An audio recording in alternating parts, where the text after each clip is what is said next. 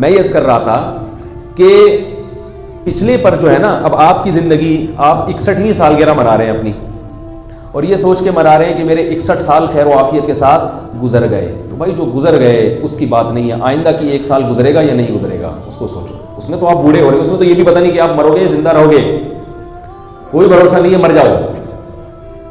اب اگر آپ کی سوچ صحیح ہوگی تو پھر آپ کیا سوچ کے زندگی گزارو گے وہ میں بتاتا ہوں. پہلی بات تو یہ آپ کو بتا دوں کہ ہر بات دلیل سے سمجھ میں نہیں آتی ہے.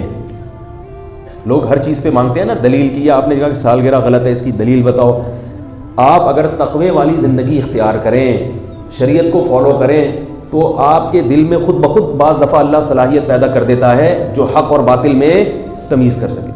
دیکھو تبلیغ والے میں نے دیکھا ہے کہ ان فضول چیزوں میں دلچسپی نہیں لیتے. جن کے تبلیغ میں زیادہ وقت لگ جائے تو میں نے مشاہدہ کیا ہے کہ وہ یہ کرکٹ کے جو بین الاقوامی میچز ہو رہے ہیں ان میں، اسی طرح یہ سالگرہ اور یہ فضول چیزوں میں زیادہ دلچسپی نہیں لیتے. حالانکہ میں نے نہیں کبھی سنا کہ رائے کے ممبر سے یہ مسئلہ بیان کیا گیا ہو کہ یہ غلط ہے یہ ناجائز ہے. وہاں تو مسائل کا بیان ہوتا ہی نہیں ہے. خود بخود یہ بات ذہن میں پیدا ہو جاتی ہے کہ ہماری زندگی کا مقصد کیا ہے. جو بھی ہماری زندگی کا مقصد ہے یہ چیزیں اس مقصد کے حصول میں رکاوٹ ہیں. جو چیز رکاوٹ ہوگی اس کے لیے کسی مفتی سے پوچھنے کی ضرورت نہیں ہوگی کہ یہ جائز ہے یا ناجائز ہے. اس کے لیے آدمی خود فیصلہ کر لے گا بھائی یہ رکاوٹ ہے اس کو یہاں سے ہٹاؤ.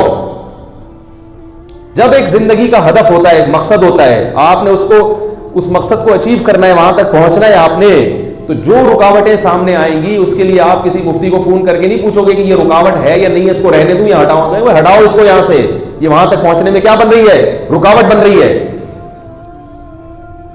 اور جو علماء ان کی زندگی کا بھی کوئی مقصد ہوگا وہ ان رکاوٹوں کو ناجائز کہیں گے، اور جن علماء کی زندگی کا کوئی مقصد ہی نہیں ہے، وہ خود دنیا دار بن چکے ہیں، وہ ان رکاوٹوں کو ناجائز یا غلط نہیں کہیں گے. کیونکہ علم ایک الگ چیز ہے اور تقویٰ بالکل ایک الگ چیز ہے. قرآن مجید میں جیسے یہ حکم دیا گیا ہے کہ علم حاصل کرو، علم سے صحیح غلط کا پتہ چلتا ہے، اتنے ہی اہتمام سے اللہ نے تقوی کے بارے میں بھی فرمایا کہ تقوی اختیار کرو تو تمہارے اندر صلاحیت پیدا ہو جائے گی صحیح کو صحیح اور غلط کو غلط سمجھنے کی. اب سارا زور علم پہ تو ہے، تقوی اور للہیت پہ زور نہیں ہے. یہ جو آج کل نئے نئے پروفیسر آ رہے ہیں نا، سب نہیں بھائی، ان میں تقوی نہیں ہوتا تو یہ قرآن و حدیث کی غلط تشریح شروع کر دیتے ہیں. لوگ کہتے ہیں بڑی زبردست دلیل ہے، بڑے زبردست حوالے ہیں. بھائی حوالے ہیں، اس کی شخصیت کو بھی تو دیکھو. لوگ کہتے ہیں نہیں شخصیت نہیں دیکھو، کتنا ہی بڑا گناہ گار ہو، جو علانیہ گناہ کر رہا ہو کھلے عام، کہتے ہیں نہیں شخصیت کو نہیں دیکھو، اس کی بات کو دیکھو. نہ نہ نہ نہ نہ، بات کو بھی دیکھنا ہے اور شخصیت کو بھی دیکھنا ہے. کیوں؟ قرآن مجید کہہ رہا ہے یا ایھا الذین آمنوا ان تتقوا اللہ، سورہ انفال، اگر تم تقوی اختیار کرو گے یجعل لکم فرقانا، تو اللہ تمہارے اندر فرقان پیدا کر دے گا. یہاں تک سمجھ میں آ گئی؟ کیا پیدا کر دے گا؟ فرقان. ہاں بعض دفعہ یہ ہوتا ہے کہ دیکھا جاتا ہے کہ بات صحیح ہے یا غلط ہے، شخصیت کو نہیں دیکھا جاتا، اس کے اپنے ایک مواقع ہیں. میں اس طرف جاؤں گا تو بات لمبی ہو جائے گی، لیکن نارملی ایک عام حالات میں، خاص طور پر جو معاملہ جب بہت زیادہ مشتبہ ہو، آپ کے لیے حق اور باطل میں فرق کرنا مشکل ہو رہا ہو، تو پھر یہ دیکھا جائے گا کہ بات کرنے والا کون ہے. دونوں علماء ہیں تو دیکھیں، پھر یہ دیکھنا پڑے گا کہ ان میں پرہیزگار کون ہے اور شریعت پہ نہ چلنے والا کون ہے. تو جو چلنے والا ہے اس کی بات کو لیا جائے گا.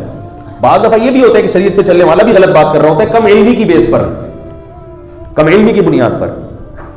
تو دونوں چیزیں ملانی پڑیں گی، صرف تقویٰ بھی نہیں دیکھنا کسی کا. بعض لوگ کہتے ہیں ہمارے بزرگ بہت پہنچے ہوئے ہیں، انہوں نے فرمایا ہے. میں نے کہا بھائی بہت پہنچے ہوئے لیکن آپ کے بزرگ اتنا پہنچ کے بھی فرماتے بہرحال صحیح نہیں ہے. بھائی بات سامنے اتنا پہنچنے کے باوجود بھی جو کچھ فرما رہے ہیں وہ فرمان ان کا صحیح نہیں ہے. تو پھر یہ کہتے ہیں، آپ خود تو کہتے ہیں کہ تقوی سے انسان میں صلاحیت پیدا ہوتی ہے. میں ان سے کہتا ہوں کہ تقوی سے صلاحیت پیدا ہوتی ہے لیکن صرف تقوی کافی نہیں ہے، علم میں مضبوطی اور کمال بھی ضروری ہے. آپ کے جو فلاں دامت برکاتہم ہیں بہت بڑے بزرگ ہیں مگر علم میں رسوخ نہیں ہے.